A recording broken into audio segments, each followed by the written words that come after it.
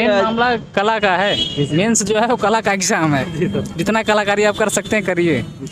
Mock interview में जो दिखाया जाता है वो चीज़ें नहीं है। वहाँ टफ होता है, यहाँ उससे भी नॉर्मल होता है। सिचुएशनल क्वेश्चन वही है, आप एसडीएम है, भ्रष्टाचार को रोकने के लिए आप क्या क्या कदम उठा सकते हैं। पहली बार जब हमने इंटरव्यू दिया था तो सेल्फ स्टडी से दिया था।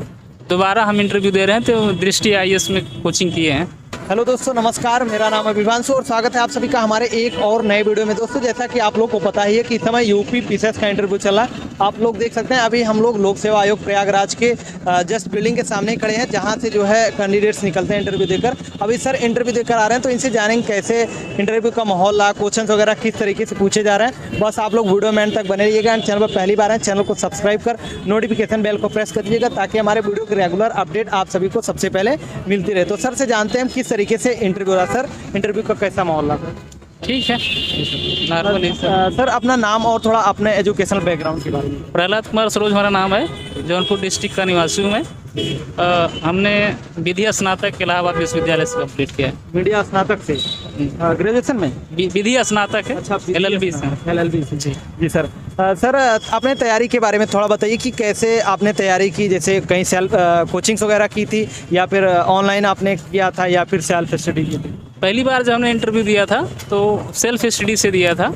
दोबारा हम इंटरव्यू दे रहे हैं तो दृष्टि आईएएस में कोचिंग किए हैं। जी सर। इसलिए तो सर, इस बार आपका कौन सा अटेम्प्ट है? ये तीसरा अटेम्प्ट। तीसरा। और मीडियम सर? हिंदी मीडियम है। हिंदी मीडियम। और ऑप्शनल सब्जेक्ट सर? लोक प्रशासन है हमारा। जी सर। सर, जैसे कि आप अभी बता रहे थे कि आपका ये दूसरा इंटरव्यू है, तो इसके पहले मतलब क्या गलतियाँ आपसे लगा कि क्या गलतियाँ हुई थी जिसकी वजह से पहले नहीं हो पाए थे? कुछ जो सब्जेक्ट हमारे ग्रेजुएशन वाले हैं, हमसे क्वेश्चन उसमें पुटअप कर दिया गया था, तो हम तैयार नहीं थे उसके लिए। जी सर। इसलिए समस्या हो गई थी उस बार। इस बार हमारा जो ला है उससे क्वेश्चन ज़्यादा पुटअप किए हैं। जी सर। तो थोड़ा क्वेश्चंस वगैरह के बारे में बताइए। एंड अंदर का माहौल कैसे रहा, कैसा जो है जो आपके पैनल वाले थे, मेंबर्स थे, बोर्ड मेंबर्स, तो उनके साथ कैसा बिहेवियर? माननीय सविता अग्रवाल जी के बोर्ड में हमारा इंटरव्यू था। तो माहौल ठीक है, 5 मेंबर हैं, मैम चेयरमैन है उसमें। और जो क्वेश्चन पुटअप किए उन्होंने सब रजिस्ट्रार के कार्य से किया। आप एसडीएम बन जाएंगे तो क्या करेंगे, तहसील में आपका क्या काम है, ये सारी चीज़ें हैं। और कुछ न्यायिक सक्रियता का मामला उन्होंने कहा, बताया। तो बाकी करंट अफेयर से कुछ क्वेश्चन पूछेगा तो सर? करंट से तो कोई क्वेश्चन हमसे नहीं पुटअप किया गया है इस समय। और बाकी कुछ सिचुएशन वगैरह?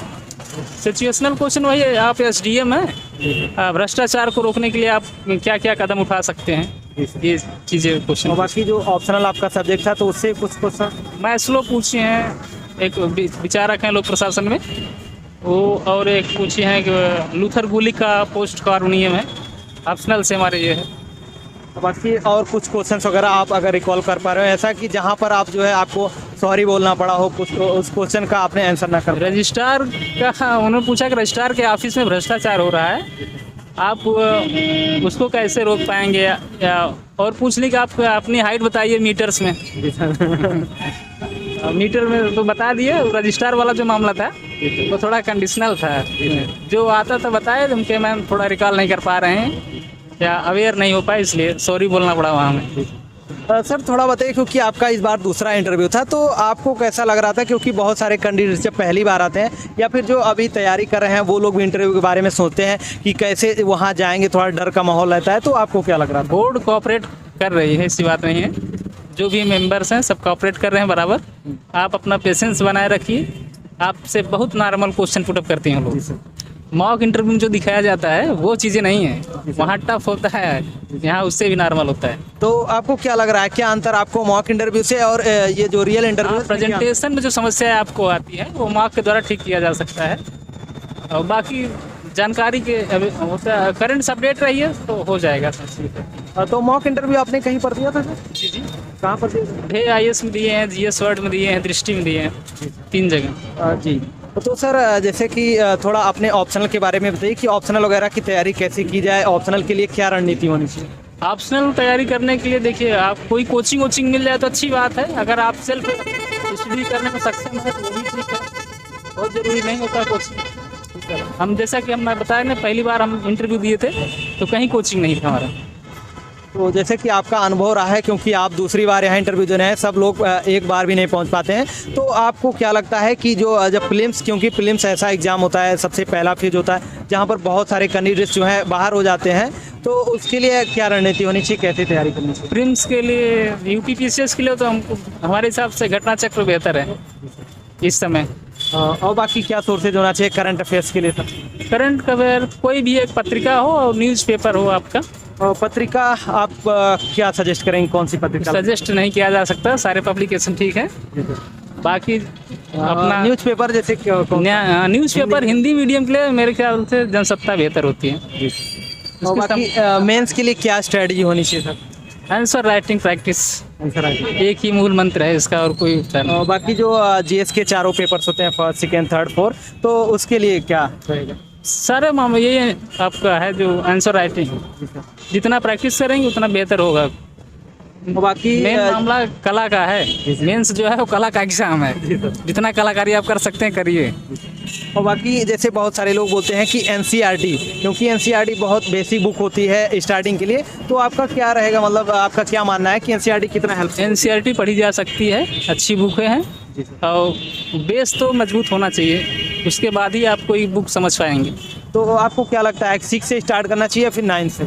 6 से स्टार्ट कर दिया जाए इंटर तक तो बेहतर होता है। तो उसमें से जैसे बहुत सारी बुक्स होती है हर क्लास में, तो उसमें से कौन कौन सी बुक्स इंपॉर्टेंट है? जैसे एक क्लास गैप करके पढ़ा जाए, जैसे 6 वाला पढ़ लीजिए, उसके बाद 8th में चले जाइए, फिर 9th वाला छोड़ दीजिए, फिर 10th वाला पढ़िए, फिर इंटर वाला पढ़ लीजिए।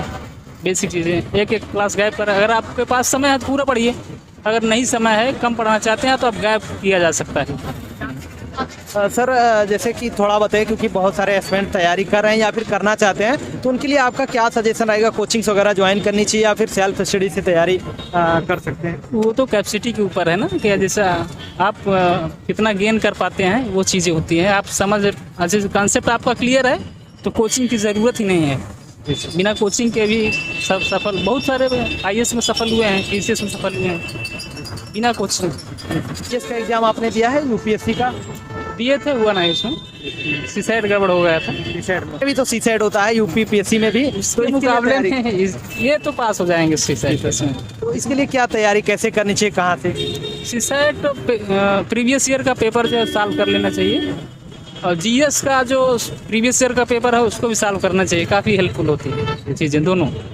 जी सर, थैंक यू बात करने के लिए। आई होप आप जिस पोस्ट के लिए आए हैं सिलेक्शन जरूर हो। Thank you so much.